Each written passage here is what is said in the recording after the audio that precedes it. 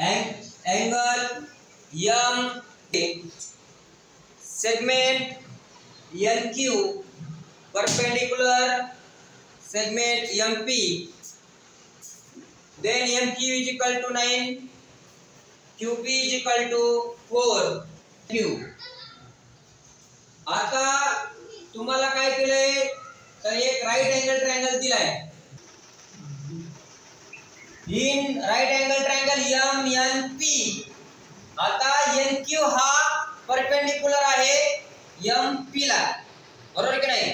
मग हा angle N 90 degree, angle Q perpendicular आहे, म्हणजे इथं पण Q 80 डिग्रीचा झाला, 90 डिग्रीचा झाला.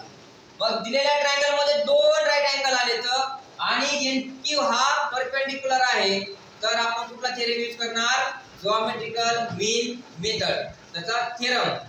मग काय करणार तर अगोदर याचा स्क्वेअर म्हणजे कोणाचा तर परपेंडिकुलरचा स्क्वेअर.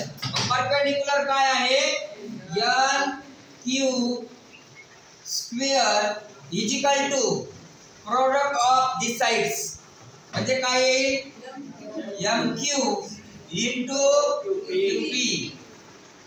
आता बाळा तुम्हाला व्हॅल्यू दिल्यात, MQ ची व्हॅल्यू दिली आहे 9 आणि QP ची व्हॅल्यू दिली आहे 4. पुन्हा काय करणार, दिलेल्या ज्या व्हॅल्यूज आहेत त्या आपण काय करणार पुट करणार. मग NQ square is equal to MQ ची व्हॅल्यू किती रे 9 into QP ची व्हॅल्यू किती 4.